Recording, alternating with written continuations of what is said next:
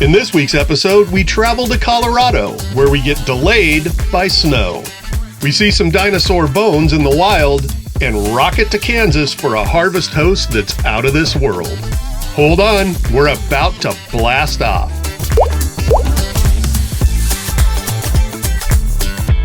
Good morning, kids, and welcome to our last day in Arizona. Today marks the start of our sprint. We are going to be sprinting across the western part of the United States to get to Kansas City. We have four stops. Each night is just one night there and moving on. So yeah, we're gonna hook the rig up and we're gonna get going. But first, I'm gonna have my simple breakfast of frosted mini wheats.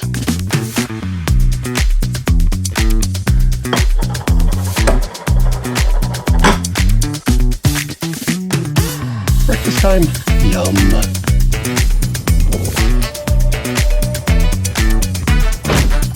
We are heading out of Williams, Arizona. Thoughts on the RV park, Tony Tao? It's a nice RV park. Spots are wide enough apart. It's quiet, with the exception. The trains do go through. They have no control over it, but it wasn't horrible. The first night there was like 4 trains, and I woke up every single time they went through.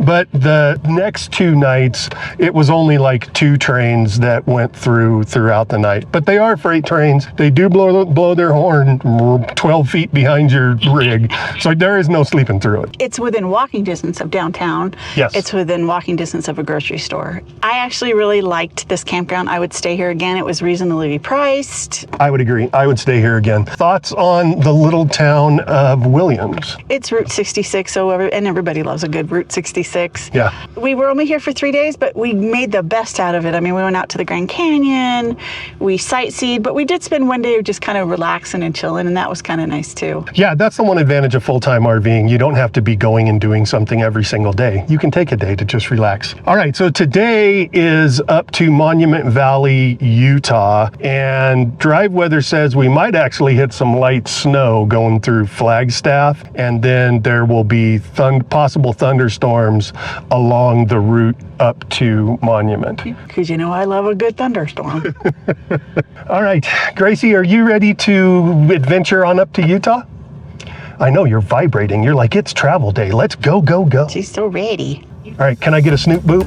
Boop. We will see you in Monument Valley, Utah. She doesn't want to sit in her seat.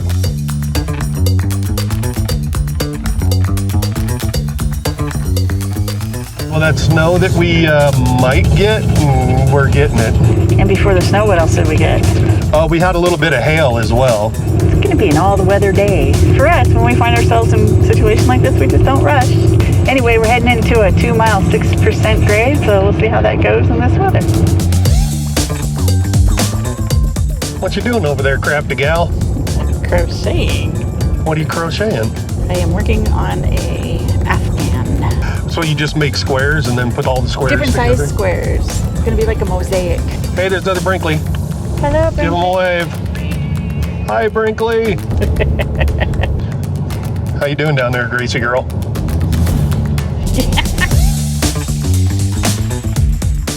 As predicted, it was a rainy drive into Monument Valley where we landed at the KOA. But of course, after we got set up, the rain stopped. And we had a chance to get some lovely shots of the area.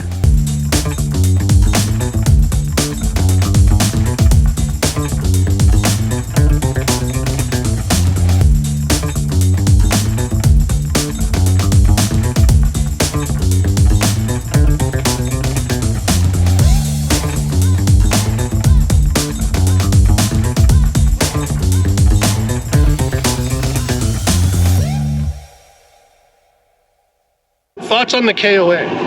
Oh, was nice and quiet. The most fascinating thing to me, though, was the European neighbors that slept in the garage of their RV. They had like a rental class C that had a big full-size pass-through in the back, and they just took everything out of the pass-through and threw like an air mattress in the back, and a couple of them slept back there. They also had a bunch of motorcycles with them, and one of the guys was just like, he was just like the ultimate cliche of an American biker. Yeah. He had the vest with all of the patches and stuff. It was amazing, and I'm like, good on you, brother. Just enjoy your trip. All right, we're gonna jump back in the truck and head on down the road. We will see you in, do you remember the name of the state park? No. No, we're just gonna call it Something Lake State Park. We'll see you in Something Lake State Park. As you drive out of Monument Valley, there's a photo op from the film Forrest Gump. It's where the scene where Forrest decided to stop running was shot. Just be on the lookout for people taking pictures in the middle of the road. Okay, you tell me when to start kicking it over. Now. All right, kicking hard.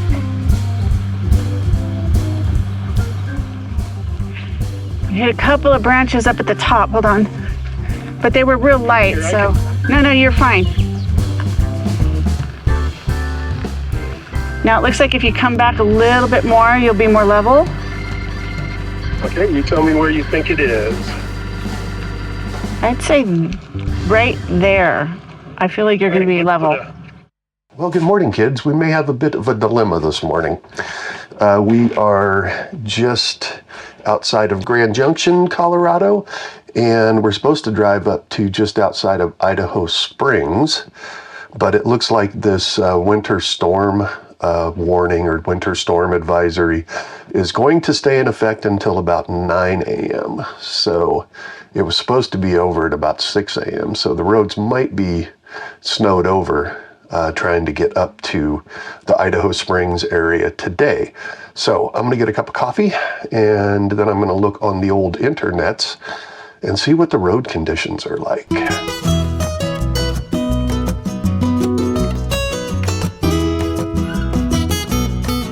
By the way, since we don't have an inverter on our rig, when we're in places where we're boondocking, drag camping, we have a little Blue Eddy, and we use that to run our coffee maker. Got my coffee, got my comfortable chair. Now all I need is my laptop. The website that I'm going to check road conditions is cotrip.org. And once you're there, you can click on this Find a Roadway button. That will take you to a map of the area. We're here down in the Grand Junction area. Where we need to go is just outside of Idaho Springs. We're actually going up here to Central City. Now it looks like on the 70, the toughest section is going to be through here. They actually have the 70 shut down, currently going westbound, although we'll be going eastbound. Now going through this area, you can click on sections and see video of what that area looks like. So this looks like there's still a fair amount of snow and ice on the road. There's also, it shows you where the plow trucks are. If you click on that, you can get video of that area. Again, it looks like there's snow and ice on the road. So I think here's what we're gonna do. We're gonna hold off until about 9 a.m. this morning. That's when the winter weather advisory ends on the I-70. And then we'll come back in, take a look at this, see what the images look like from the different areas. And at that point, we'll make our decision if we're gonna stay another night here. So that's where we're at. It's the should I stay or should I go dilemma.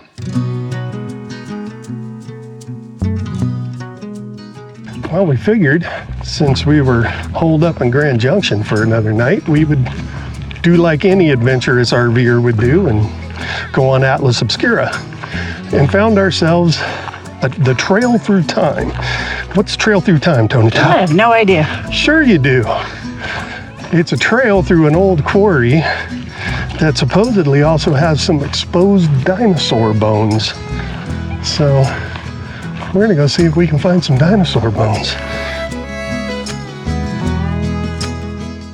So we're at the first stop, and it shows a vertebrae of a dinosaur all along this rock ledge right here. You can see it. It starts where that circle is. That's A, and then B, and then C, but you can actually see the vertebrae. I don't think I've ever seen like dinosaur fossils in the ground. I've only ever seen them in museums. Museums, yeah. But now we're seeing it on the hike. That's cool.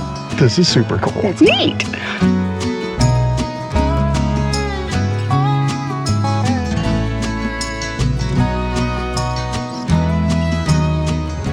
Kudos to whoever built this hike. And why is that, Tony Tao? It's not hard. But when you get to the top, It's a heck of a view. there's a nice comfy bench. It's a heck of a view A hell of a view. of the Rabbit Valley. Rabbit Valley. So this might be our last dinosaur fossil on the trail. It is the dinosaur pelvis. That is supposed to be it right in there. Hello, pelvis. It's kind of what's hurting on me now. I do have to say that when it comes to the fossilized dinosaur bones on this trail, you do have to use your imagination a little bit. But you can see them.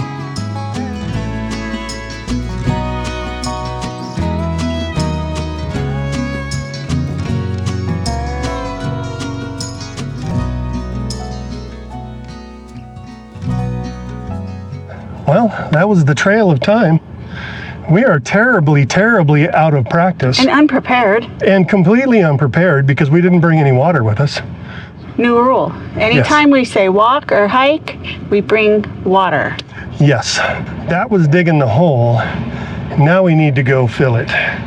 We're gonna go get us a beer over in the town of, and I don't know how it's pronounced. Fruita. Fruita. There's one skill that you absolutely have to have as a travel content maker, and that is the complete ability to mispronounce the name of every town that you're in. That's okay. I'm going with Fruita. What are you going with? Fruita. I was right. It was Fruita. We slid into the Copper Club Brewing Company where Mike got a dealer's choice flight and I got, well, We basically came in the door and they informed us that Gracie couldn't be inside. But Tony orders a hep, right? And she goes out on the patio and I do the usual dealer's choice flight. But then I come out on the patio and I see that Tony Tao, she is held captive by Anita Buddy. We're just gonna refer to him as Colorado Carl. We spent probably the last half hour having a last hour having a conversation with him. That whole conversation was not about an exchange of ideas. we had a tasty Burger of the Week burger that had pepperoni and mozzarella on it and a side of Brussels sprouts. So it's good Brussels. I feel like there's a balsamic vinegar on it. Mm-hmm. They're cooked to perfection. Yeah, they're not overcooked. They're not mushy. They got a little crunch. At all. Well, kids, as the day slowly comes to a close here in Fruita, we're about to lay eyes on something quite amazing. Now, there are many monuments in this country. There's the Washington Monument, the Lincoln Monument, even the grandeur of Mount Rushmore. But they all pale in comparison to what we are about to see.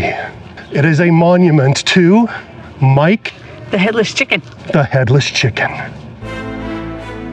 While attempting to cut the head off of one of his chickens, farmer Lloyd Olson missed and left 80% of Mike's brain intact.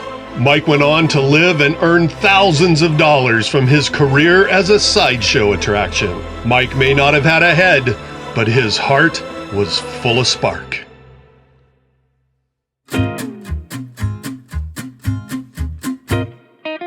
The next day, the roads were clear, and we headed off to traverse the Great Divide. We saw the aftermath of the snow that had delayed our travels, and as we passed by Vail, the ski runs were covered with fresh powder. We entered the eastbound side of the Eisenhower Tunnel, which is actually named the Johnson Tunnel after former Colorado Governor Edward C. Johnson. When we exited, we were on the other side of the Great Divide, and it wasn't long before we arrived at our snowy destination. I mean, it don't get much lovelier than this, does it? You did a swell job booking this site. This is gorgeous. This is absolutely beautiful. Give me a kiss. And apparently they got 2 feet of snow last night, so we couldn't come in. Yeah, we wouldn't have been able to come in if we wanted to. So we made the right decision, but then we got up here and oh my gosh, Yeah. stunning.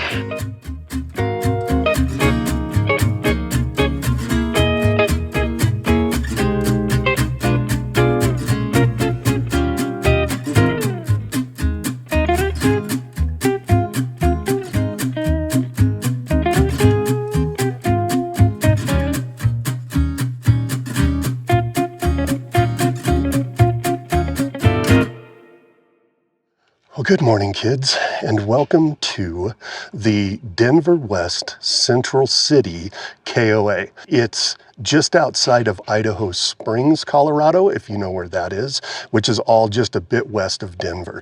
We're only here for one night, and this happens so many times on our sprint across the country in the beginning of the season. And that is, we've come to a place that we go, oh, I wish I had more time here. I wish I had a couple more days here, because it's just absolutely beautiful. The KOA here, it's really kind of cool the way they have things set up. In front of me is this beautiful view of the mountains.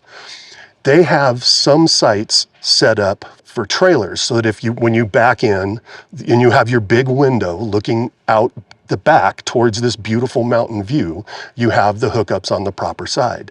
But then they have a bunch of other sites that are set up for Class A's. So if you have a Class A, you can pull forward into the site, still have the hookups on the proper side of your rig, but you have that big window in the front of your Class A that gets this absolutely beautiful view of the mountains in front of you. So yeah, it's really cool the way they set this place up. So today we have about a 6.5 hour drive. We're going to Wilson, Kansas, which is right in the middle of Kansas. We're going there because there's something very, very cool there. There's a harvest host that's very, very cool. And I'm just gonna tease it with that.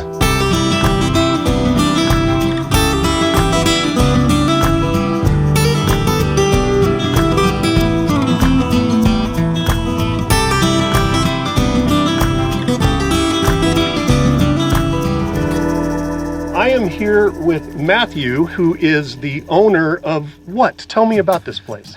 So this is atlas@astra.com is how you can find it. It's a decommissioned missile base that I'm turning into an educational center for space habitat studies. And it's also becoming an adventure destination where people can come and stay. Tell me a little bit about the history of this silo.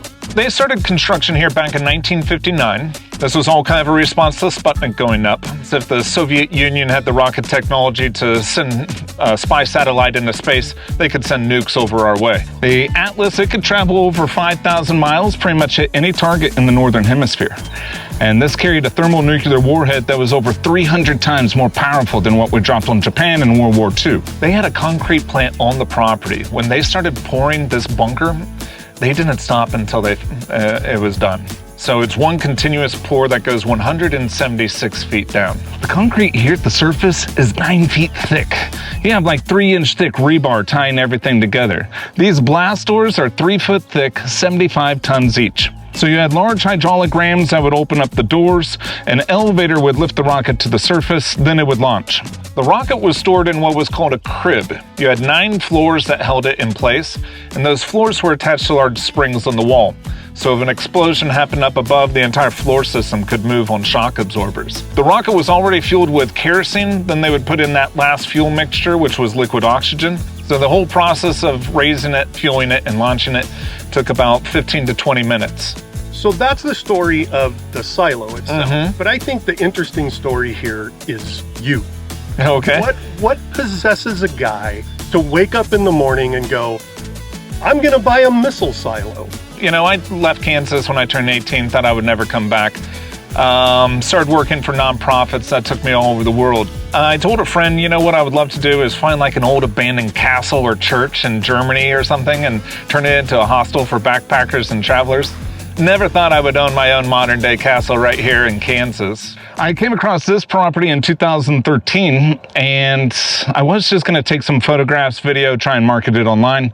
Then I fell in love with the site. What got me interested in this was at first the hospitality side. Knowing that people are interested in this, I saw the potential of turning it into a space-themed adventure resort. Then with it being so close to I-70, I thought this is a hidden gem for tourism. And once I saw what could actually be accomplished, that's what really got me interested in trying to get my own.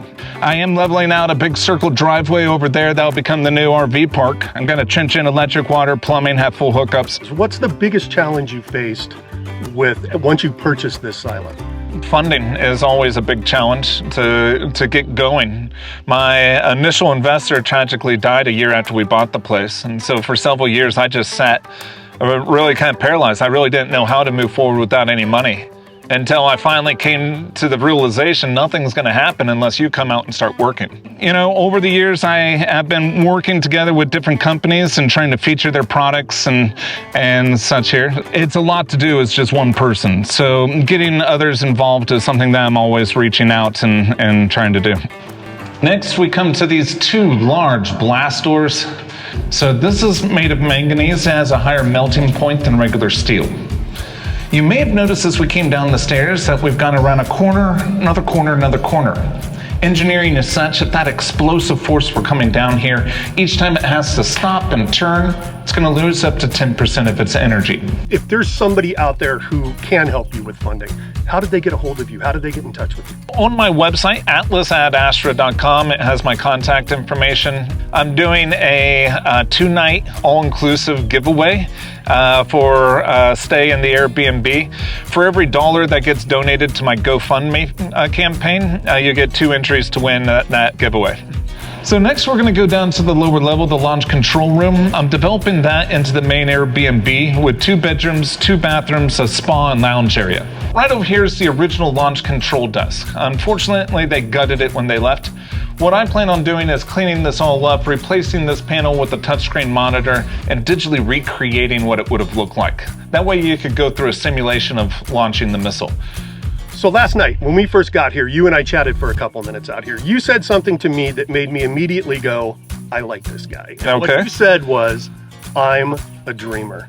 What does that mean to you? I've really been blessed because my father, he always encouraged me to pursue my dreams, whether it was in sports or even with this project right here. He helped me gut the place. He helped me build new furniture and cabinets. But you'll notice these cabinets, these were old upright pianos that were untunable. My father gutted out and turned it into beautiful cabinetry. I don't know, it is all tied together and I've really been blessed in this journey. Do you suggest other people be dreamers as well? 100%. You know, if you're not doing something that you truly love, sometimes you can get caught up in just chasing money, and then you're doing something that you don't necessarily want to be doing, but hey, I need to pay the bills. You'll notice my logo, it looks similar to the nuclear symbol, but it's actually 3 A's for Atlas at Astra, the name of my business. You'll see I did a crop circle with my logo. You can now see it from space. So I'm just having fun, you know what I mean? Pursue your dreams. If you're not enjoying life, then what's kind of the purpose, right? All right, well, Matthew, thank you so much for letting us hang out in your missile silo and for shooting an interview with us. Yeah. I appreciate it. Well, safe travels. I look forward to hosting you guys again someday. If you enjoyed this episode, please like and subscribe for more Our RV Sunsets adventures.